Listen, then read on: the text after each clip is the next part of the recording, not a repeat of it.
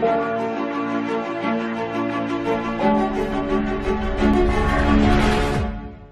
देख, तेरे लोग तेरे कलाम के, तेरे मुंह की बातों के शिनवा हुए हैं।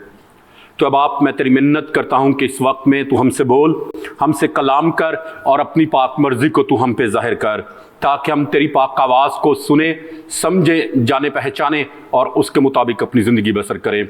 और खुदावंद मुमकिन कर कि आज हम किसी शख्स की नहीं बल्कि तुझ जिंदा खुदा की जिंदा आवाज़ को सुन सकें। तो अब आप, हम अपना दिल और दिमाग, अपने ख्यालात और अपनी सोचें और अपना रूह बदन और जान तेरी तरफ लगाते हैं। और बाप, तेरी मिन्नत करते हैं कि तू हमसे बोल, हमसे कलाम कर बाप, और अपनी पाक मर्जी को हम पे जाहिर कर, ताकि हम तेरी पाक आवाज़ को सुनकर खुदावंद उसके मुताबिक अपनी ज़िंदगियों को ढाल सकें। और आज का तेरा कलाम बेतासिर वापस न लौटे। ऐ खुदावंद, आज का तेरा कलाम हमारे रूह बदन और जान की तब्दीली का बाइस ठहरे, ताकि खुदावंद आज के हम तेरे पाक कलाम के वसीले से यकसर बदल कर नए इंसान बन जाएं और उससे तेरा ही नाम इज्जत और जलाल पाए। खुदावंद, मैं अपने आप को, अपने रूह बदन और जान को मुकम्मल तौर पर तेरे पाक रूह के कब्जे और तेरे कंट्रोल में सौंप देता हूं। और खुदाई पाक रूह, तेरी मिन्नत करता हूं कि now you take over, completely you take over. और खुदावंद, तू अपने लोगों के साथ बोल, अपने लोगों के साथ कलाम कर। मैं छुपूं और तू नजर आए, मैं खामोश रहूं और तेरा रूह मुझ में से होकर बोले। यस्सु के नाम में ये दुआ मांगते और पा लेते हैं, आमीन आमीन। खुदावंद यीशु मसीह के अजीज और बाबरकत नाम में आप सबको सलाम। अगर आपके पास कलाम मुक़द्दस है तो आइए मेरे साथ देखें खुदावंद के जिंदा कलाम में से दूसरा कुरिन्थियों की कलीसिया के नाम खत, उसका 13वां बाब और उसकी 14वीं आयत। एक आयत हम कलाम मुक़द्दस में से देखेंगे, 2 Corinthians chapter 13 verse 14। किसी को याद है ये आयत ज़ुबानी? हर अतवार बोली जाती है। किसी को? कोई एक उसके अलावा दो? हाँ जी, ये बाइबल मुक़द्दस की एक आयत है जो हर अतवार को बोली जाती है, हर अतवार को, हर कलीसिया में बोली जाती है। Okay, please feel free, please पढ़ दें, कोई भी माइक इधर दे दें प्लीज। प्रभु यीशु मसीह दी किरपा, परमेश्वर दा प्रेम अते पवित्र आत्मा दी संगत तुसा सबना दे नाल होवे, आमीन आमीन आमीन। मैं उर्दू में भी पढ़ देता हूं, प्लीज गौर से सुने।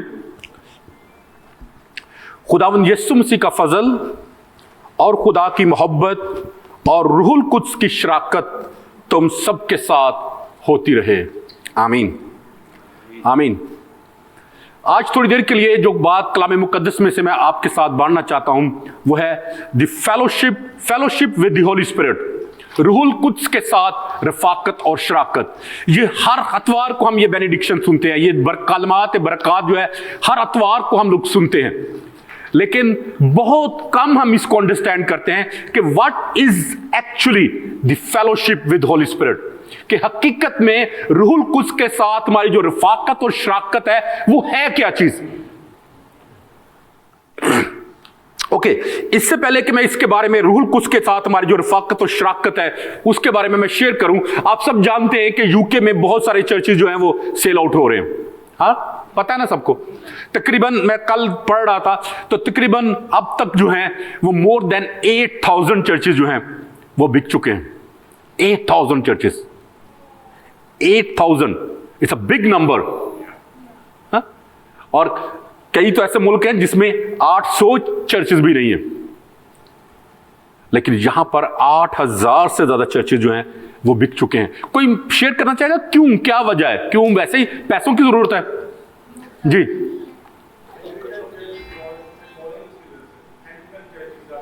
एंग्लिकन चर्च की वजह से है। और हाँ जी, याद रखें जो सवाल किया जाता है उसका जवाब उसी में होता है जो ऑलरेडी बताया जा। हाँ जी, आप क्या कहना चाह रहे हैं? खुदा को छोड़ दिया इसलिए। और क्यों चर्चेस बिक रहे हैं? यस, इसका जो जवाब है वो ये है कि they have left their fellowship with the Holy Spirit. याद रखें, कलीसिया का जन्म जो है वो रूहुल कुद्स के वसीले से हुआ। किसी को मालूम है कलीसिया का जन्मदिन कौन सा होता है? किस दिन को होता है? ईद पेंतिकोस्त वाले दिन। उस दिन रूहुल कुद्स नाज़िल हुआ और उस दिन कलीसिया का जन्म हुआ। और हर साल हम ईद पेंतिकोस्त वाले दिन या कलीसिया के जन्मदिन को सेलिब्रेट करते हैं। और कलीसिया के अंदर रूहुल कुद्स की मौजूदगी जो है वो कलीसिया के जिंदा होने का निशान है। अगर कलाम मुकद्दस में लिखा कि रूह के वसीले से हम जिंदा हैं, अगर रूह के वसीले से जिंदा है तो फिर रूह की रहनुमाई में भी चलना बहुत जरूरी है। क्योंकि जो कलीसियाएं रूहुल कुद्स को छोड़ देती हैं, जो कलीसियाएं रूहुल कुद्स की रहनुमाई में चलना तर्क कर देती हैं, जो कलीसियाएं रूहुल कुद्स की आवाज को सुनना छोड़ देती हैं, जो कलीसियाएं रूहुल कुद्स की आवाज को दबा देती हैं, वो रूहानी तौर पर बीमार या फिर वो हलाक हो जाती हैं। और थोड़े दिन पहले जब मैं देख रहा था तो मैं कह रहा था कि खुदावन कहीं ऐसा हमारे साथ ना हो कि हम तेरी आवाज को दबा दे और हम भी फना का शिकार हो जाएं। तो याद रखें, Holy Spirit is the source of life. रूहुल कुद्स जो है वो जिंदगी का मंबा है। किसके लिए? सिर्फ ईमानदारों के लिए बस?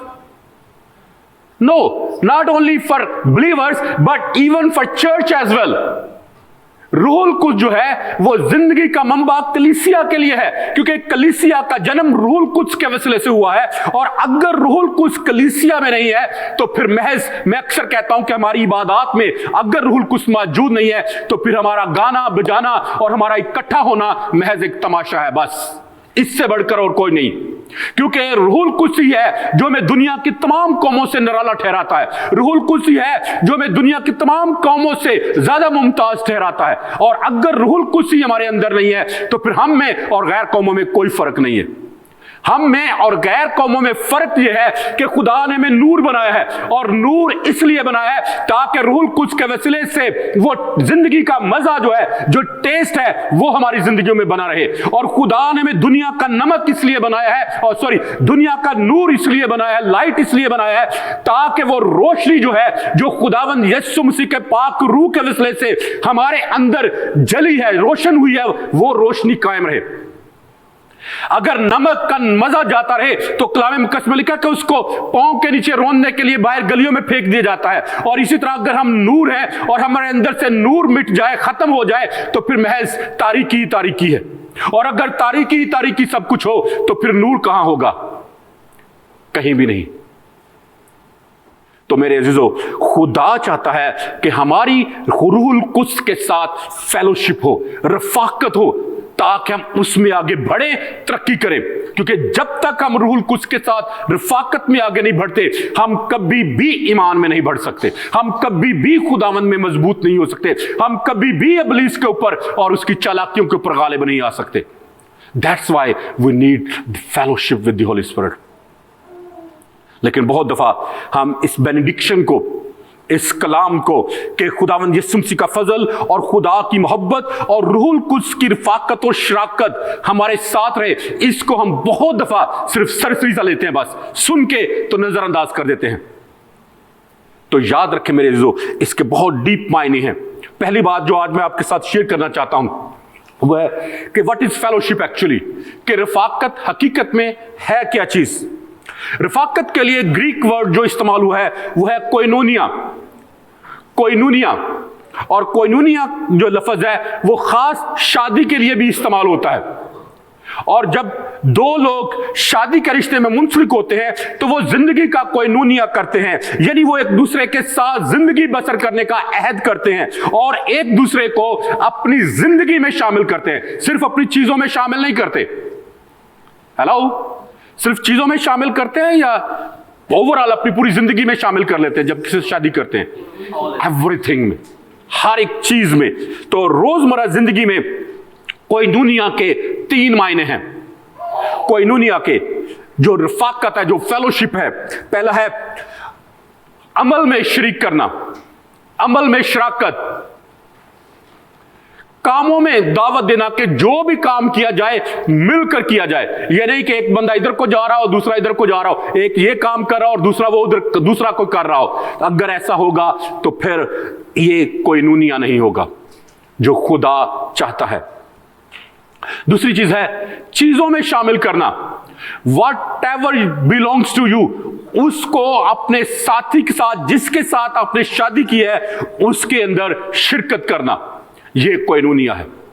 और जब हम रूहुल कुद्स के साथ कोइनोनिया की बात करते हैं तो फिर उसके लिए जरूरी है कि रूहुल कुद्स को हम अपने हर एक काम में, हर एक फेल में, हर एक एक्शन में उसको शामिल करें और उसको अपनी सारी चीजों में मुदाखलत करने की इजाजत दे। ये नहीं कि सिर्फ जो रूहानी चीजें हैं उनमें तो खुदा के पाक रूह की हम रहनुमाई लें, लेकिन जो दुनियावी चीजें हैं उनको अपने तरीके से करने की कोशिश करें। ऐसा नहीं चलेगा। और तीसरा मायने जो कोइनूनिया का है वो है जिंदगी में शामिल करना, लाइफ पार्टनर बनाना उसको। और रूहुल कुद्स का कोइनूनिया जो है हमारे साथ वो यही है कि रूहुल कुद्स जो है वो हमारे रूह, बदन और जान का हिस्सा हो, और हम जो कुछ भी करें वो रूहुल कुद्स की शराकत के साथ, रूहुल कुद्स की रहनुमाई के साथ और रूहुल कुद्स में रहकर करें। क्योंकि जब तक हम रूहुल कुद्स में नहीं है, हमारा रूहुल कुद्स के साथ कोई कोइनूनिया नहीं है। और ये अल्फाज हर अतवार को कहे जाना कि रूहुल कुद्स की शराकत हमारे साथ रहे, ये महज सिर्फ और सिर्फ लफ्ज रह जाएंगे, इससे बढ़कर और कुछ नहीं। और आमतौर पर रूहुल कुद्स के साथ रफाकत और शराकत का मतलब यह है कि रूहुल कुद्स के साथ बातें की जाएं, रूहुल कुद्स को वक्त दिया जाए, उसके साथ वक्त गुजारा जाए, उसकी सुनी जाए और अपनी उसको सुनाई जाए, और रूहुल कुद्स को जानना कि उसको क्या पसंद है और क्या नापसंद है, ये कोइनूनिया है। और रूहुल कुद्स के साथ यगानगत में, इंटीमेसी में जिंदगी बसर करना, ये कोइनूनिया है। और रूहुल कुद्स के साथ एक दिल, एक ख्याल और एक सोच होना जो है, ये वो कोइनूनिया है जो खुदा मुझसे और आपसे चाहता है। ये नहीं ऐसे लिख दिया गया कि बस जी रूहुल कुद्स की शराकत तुम्हारे साथ रहे, बस रूहुल कुद्स रिफाकत तुम्हारे साथ रहे, बस खत्म। नहीं, रूहुल कुद्स के साथ एक होना जो है वो बहुत जरूरी है। और शादी के बारे में कलाम मुकद्दस में लिखा है कि जब दो लोग शादी करते हैं तो कलाम मुकद्दस में लिखा है वो दोनों एक तन होंगे, एक जिस्म होंगे। तो इसी तरह मेरे अजीजों, जब हम रूहुल कुद्स के साथ कोइनूनिया करते हैं तो हम रूहुल कुद्स के साथ एक दिल, एक ख्याल, एक सोच और एक बदन होते हैं, एक जान होते हैं, एक रूह बन जाते हैं। और ये वो कोइनूनिया है जो खुदा मुझसे और आपसे चाहता है। याद रखें, रूहुल कुद्स is a person, is not just a power. बहुत सारी कलीसियाओं में रूहुल कुद्स को एक कुव्वत के तौर पर मुतारिफ करवाया जाता है, इसीलिए लोग जो है ज्यादातर आज रूहुल कुद्स की कुव्वत के पीछे ज्यादा भागते हैं बनिस्बत के रूहुल कुद्स के साथ कोइनूनिया करने के। तो याद रखें मेरे अजीजों, सिर्फ और सिर्फ रूहुल कुद्स को एक कुव्वत के तौर पर जान लेना, दैट इज नॉट इनफ, ये काफी नहीं है। क्योंकि रूहुल कुद्स आपके साथ रफाकत रखने का ज्यादा ख्वाहिशमंद है जितनी आपकी ख्वाहिश है, उससे कहीं ज्यादा। हम सबके अंदर ख्वाहिश है कि हम रूहुल कुद्स के साथ रफाकत रखें, लेकिन हमसे भी ज्यादा गहरी ख्वाहिश जो है वो रूहुल कुद्स की है कि वो हमारे साथ टाइम स्पेंड करे, हमारे साथ बोले, हमारे साथ बातचीत करे। क्योंकि वो एक शख्स है, वो कोई चीज नहीं है, कोई इमेज नहीं है जो आप बाहर से खरीद कर लाकर अपने घर में रख दे डेकोरेशन पीस की तरह। वो एक शख्स है जो आपके साथ बैठना चाहता है, बात करना चाहता है, आपके साथ हंसना चाहता है, खेलना चाहता है, आपके साथ रोना चाहता है और आपके हर एक मामले में मुदाखलत करना चाहता है। तो दूसरा सवाल फिर ये पैदा होता है कि कैसे रूहुल कुद्स के साथ रफाकत रखें। How can we have a koinonia with the Holy Spirit, कैसे हम रूहुल कुद्स के साथ फेलोशिप रख सकते हैं। तो याद रखें, रूहुल कुद्स के साथ पहली बात जो है रफाकत रखने के लिए जरूरी है कि उसके साथ बात करें। अगर आप किसी को अपने घर में बुलाएं और उसके साथ बात ही ना करें, हाँ, उसको खाना भी दे दें, उसके सामने टेबल पे रख के चले जाएं, उसको पानी भी दे दें और खुद आप किसी दूसरे कमरे में जाकर बैठे रहे, तो वो आदमी जो उसको आपने गेस्ट बुलाया अपने घर में, वो नेक्स्ट टाइम आपके घर आएगा? क्यों नहीं आएगा? आपने सब कुछ तो उसको दिया है। हाँ जी, हाँ जी, याद रखें, जब कोई शख्स आपके पास आता है तो वो आपके खाने के लिए नहीं आता,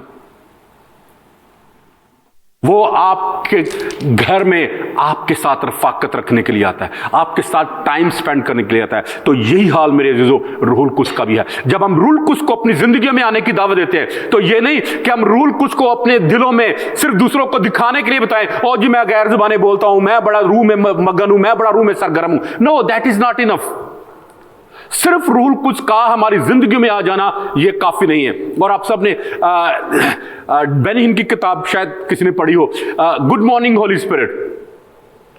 वो जब अपनी किताब में जो लिखता है वो कहता है कि हर वक्त 24/7 हमें रूहुल कुद्स के साथ रहने की जरूरत है। उसके साथ उठें और उसके साथ ही सोएं और रात को कहें गुड नाइट होली स्पिरिट। इतना ज्यादा हमें रूहुल कुद्स के साथ गहरे होने की जरूरत है। रूहुल कुद्स को बताएं कि आप क्या करना चाहते हैं, और रूहुल कुद्स की सुने कि वो क्या करना चाहता है, और फिर उसकी ताबेदारी करें। रूहुल कुद्स को जानने और समझने की कोशिश करें कि रूहुल कुद्स हमारी जिंदगियों में क्या करना चाहता है। और फिर रूहुल कुद्स को अगर आप उसके साथ रफाकत रखना चाहते हैं, उसके साथ आप कोई नूनिया करना चाहते हैं, तो फिर रूहुल कुद्स को कभी भी रंजीदा ना करें, क्योंकि रूहुल कुद्स के अपने फीलिंग और इमोशंस हैं, उसके अपने एहसास और जज्बात हैं। कलाम मुकद्दस में लिखा है कि रूहुल कुद्स नाराज हो जाता है, रूहुल कुद्स जिंदगियों को छोड़ देता है, रूहुल कुद्स जो है वो अफसुर्दा हो जाता है। लेकिन अगर आप उसको अफसुर्दा करते रहेंगे तो वो कितनी देर तक आपके साथ सुलह रखेगा? थोड़े लम्हे के लिए। और फिर कलाम मुकद्दस में लिखा है कि रूहुल कुद्स जो है वो जिंदगियों को छोड़ देता है। और जरूर अगर आप चाहते हैं कि रूहुल कुद्स कभी भी आपको छोड़ कर ना जाए, तो फिर हमेशा रूहुल कुद्स की ताबेदारी करें। जब आप रूहुल कुद्स की नाफरमानी करेंगे, उसकी आवाज को दबाएंगे, दोहरी जिंदगी बसर करेंगे, खुदा और दुनिया को जब खुश करने के तरफ लगे रहेंगे और खुदा के पाक रूह को क्रंच करते रहेंगे, दबाते रहेंगे, तो खुदा का पाक रूह आपको एक वक्त आएगा कि वो छोड़ देगा। रूहुल कुद्स की इज्जत करें, सिर्फ लफ्जों में नहीं। बहुत दफा हम कहते हैं मैं आपकी बड़ी इज्जत करता हूं, मैं आपकी बड़ी इज्जत करता हूं, लेकिन जब अमल की बात आती है तो हम उसमें से बहुत छोटे निकलते हैं। तो खुदा का पाक रूह ये नहीं चाहता कि हम सिर्फ लफ्जों के साथ खुदा के पाक रूह की इज्जत करें, बल्कि एक्शन में, फेल में खुदा के पाक रूह की इज्जत करें। और याद रखें, किसी शख्स की बात को मानना उसकी ज्यादा इज्जत होता है बनिस्बत के ये कहना कि मैं आपकी बड़ी इज्जत करता हूं।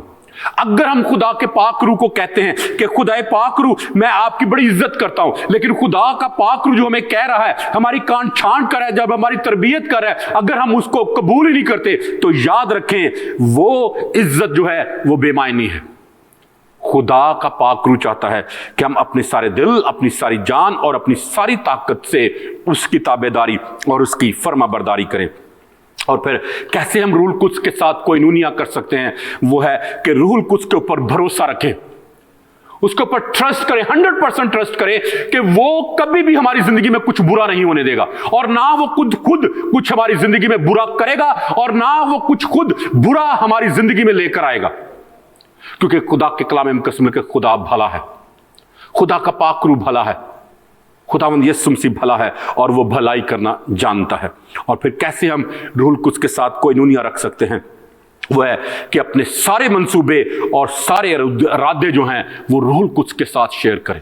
रूहुल कुद्स को बताएं कि आप क्या करना चाहते हैं, आप क्या सोच रहे हैं, आप क्या इरादा बना रहे हैं, क्या प्लानिंग कर रहे हैं, सब उसको बताएं, क्योंकि वो आपके सारे मंसूबों को कायम रखने में आपको कुव्वत और ताकत और आपको जोर बख्शेगा। कैन यू से आमीन?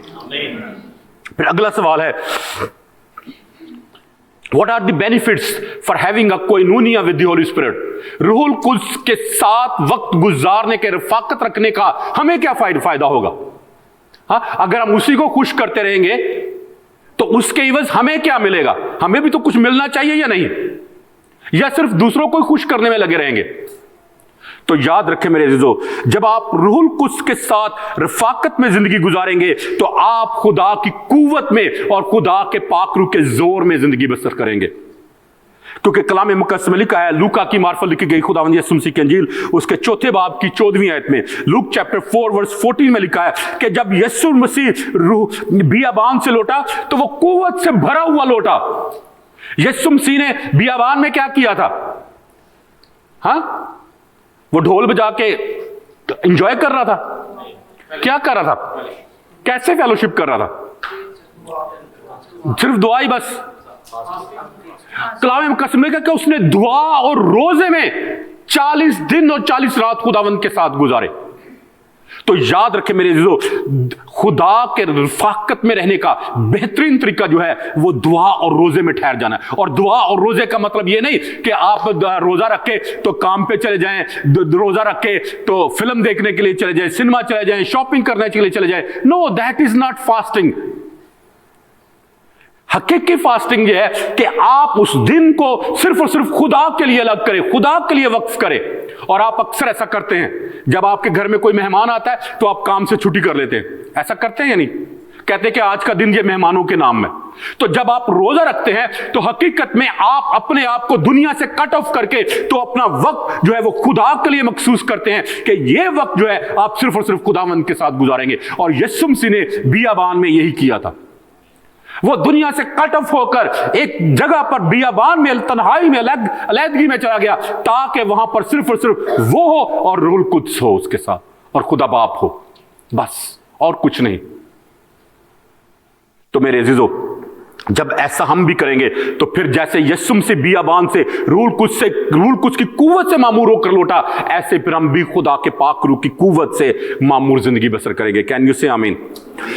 जब आप रूहुल कुद्स के साथ रफाकत में जिंदगी गुजारते हैं तो रूहुल कुद्स फिर नामुमकिन कामों को आपकी जिंदगी में मुमकिन बनाना शुरू कर देता है। फिर आप मोजज़ात से भरपूर जिंदगी बसर करना शुरू कर देते हैं। फिर आप रूहानी तौर पर तरक्की करना शुरू कर देते हैं और फिर आपके सारे रुके हुए काम जो हैं वो खुद ब खुद ऑटोमेटिकली होना शुरू हो जाते हैं।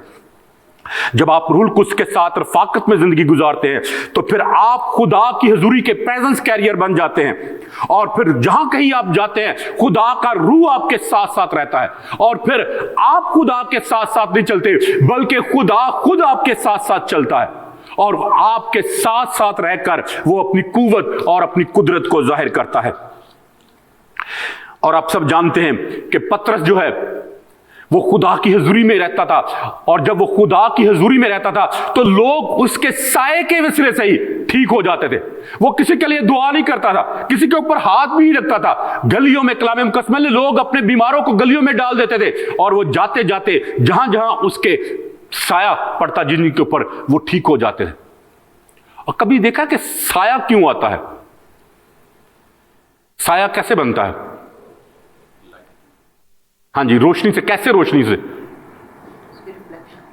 रोशनी जब आपको एक साइड से पड़ती है तो वो दूसरी साइड पे आपका साया बनाती है। तो याद रखें मेरे अजीजों, पतरस जो है वो इतना रूहुल कुद्स में था कि उसका साया भी जो है वो रूहुल कुद्स में भी उसका साया भी था, उसके साये में भी रूहुल कुद्स था कि जहां जहां जाता था खुदा का पाक रूह जो है वो लोगों को शिफा देता जाता था। इतना जब आप खुदा के पाक रूह के कोई नुनिया में होंगे, इस कदर गहरे जब आप खुदा के पाक रूह की रफाकत में होंगे तो फिर आपको अक्सर दुआ भी नहीं करनी पड़ेगी। खुदा सिर्फ और सिर्फ आपकी हजूरी के वसीले से मोजज़ात करना शुरू कर देगा। कैन यू से आमीन? जब आप खुदा के पाक रूह की रफाकत में जिंदगी गुजारते हैं तो फिर आप जहां भी जाते हैं खुदा की कुव्वत और कुदरत आपके साथ साथ काम करती है। फिर खुदा वहां का एटमॉस्फेयर चेंज कर देता है। फिर खुदा बंदरों को तोड़ना शुरू कर देता है। फिर खुदा लोगों को रिहाई देना शुरू कर देता है। फिर खुदा बदरू गिरफ्तार को आजाद करना शुरू कर देता है और फिर खुदा की कुव्वत और कुदरत जो है वो आपकी जिंदगी में पूरे तौर पर काम करना शुरू कर देती है। और कलाम मुकद्दस में बयान करता है कि जब आप रूहुल कुद्स के जोर में होते हैं तो फिर इब्लीस भी आपसे डरता है। फिर आप इब्लीस के ऊपर गालिब आते हैं, इब्लीस के सारे जलते हुए तीरों को आप बजा देते हैं। तो इसलिए मेरे अजीजों, खुदा चाहता है कि हम खुदा के पाक रूह की रफाकत में जिंदगी बसर करें। और जब आप खुदा के पाक रूह में इतने ज्यादा गहरे हो जाते हैं, उसके रफाकत में, उसके कोइनूनिया में, आप उसने अपने अमाल में, अपनी चीजों में, अपनी जिंदगी में और अपनी हर एक चीज में जब रूहुल कुद्स को इन्वॉल्व करते हैं तो फिर खुदा के आप इतने दिल के करीब आ जाते हैं कि आप खुदा के दिल की धड़कन को भी सुन सकते हैं। कैन यू से आमीन? खुदा के दिल की धड़कन को सुनना कोई आसान काम नहीं है। कलाम मुकद्दस में लिखा है कि यूहन्ना जब इशाए रुबानी का वक्त था, आखिरी फसा का वक्त था, तो वो यीशु के सीने का सहारा लेकर उसके साथ बैठा ताकि वो उसके दिल की धड़कन को सुन सके। और ये वही यूहन्ना है जिसको गर्ज के बेटे कहा जाता था, गुस्सा, कहर और गजब से भरे हुए थे, लेकिन खुदा ने इसी शख्स को बदलकर मोहब्बत का रसूल बना दिया। कैन यू से आमीन? याद रखें, जब हमारी रूहुल कुद्स के साथ ऐसी रफाकत, ऐसी कम्युनिकेशन होगी, ऐसा कोइनूनिया होगा, तो फिर जब आपको किसी बात की समझ नहीं आ रही होगी तो खुदा का पाक रूह आपको बताएगा। अगर आप कहीं जाना चाहते हैं और आपको डिसीजन नहीं कर पा रहे तो खुदा आपको डिसर्नमेंट देगा ताकि आप राइट फैसला कर सकें। और रफाकत का दारोमदार जो है वो टू वे कम्युनिकेशन पे है। टू वे कम्युनिकेशन समझते हैं क्या होती है? What is two way communication?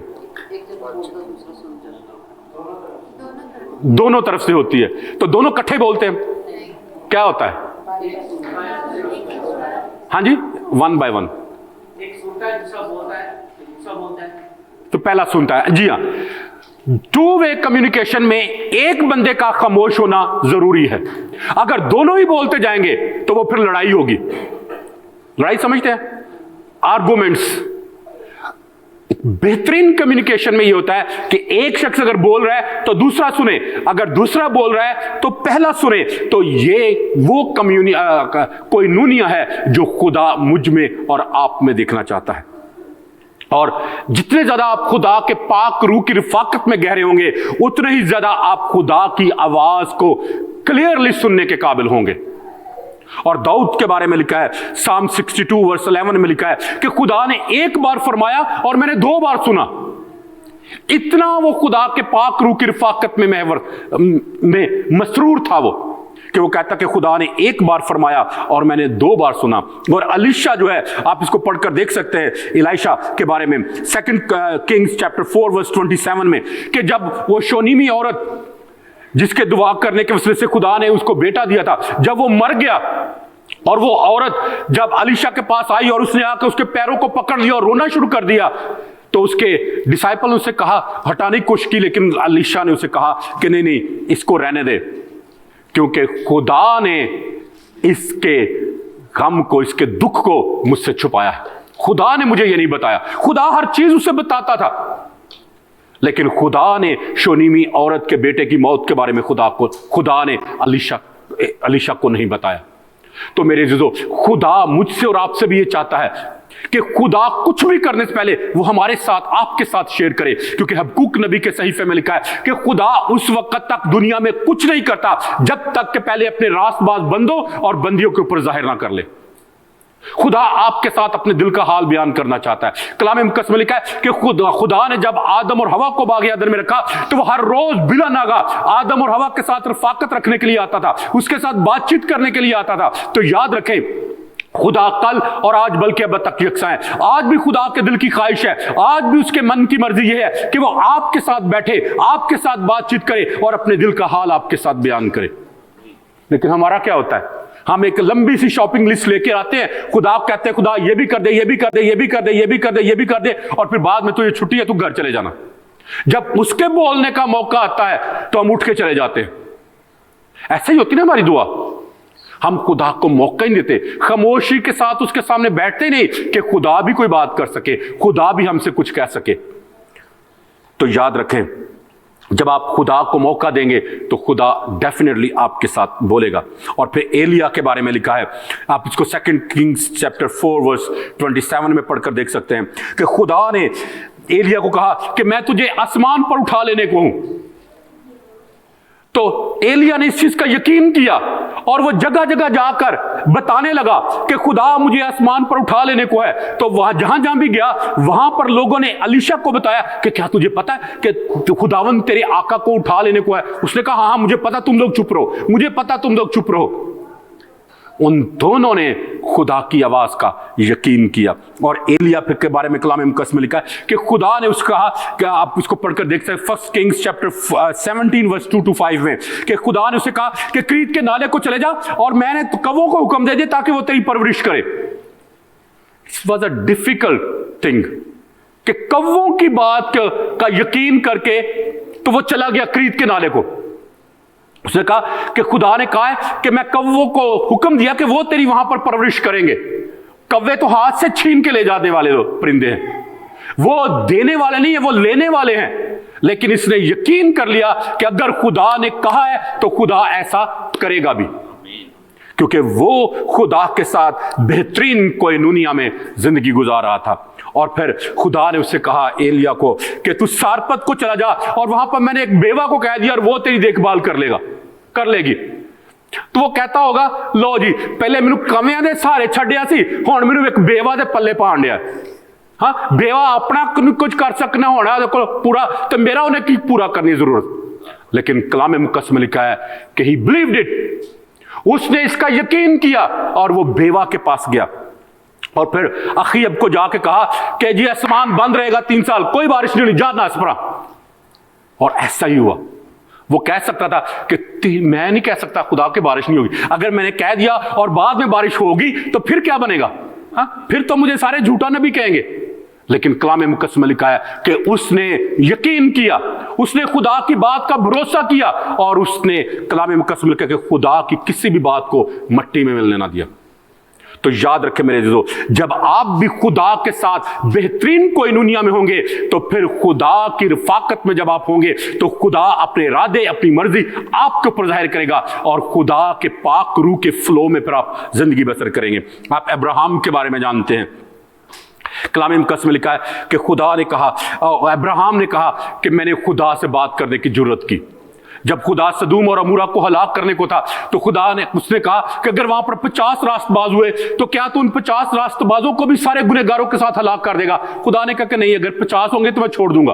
फिर उसने कहा 45 शायद हो, खुदा ने कहा 45 की खातिर भी छोड़ दूंगा। शायद वहां पर 40 हो, 40 की खातिर भी छोड़ दूंगा।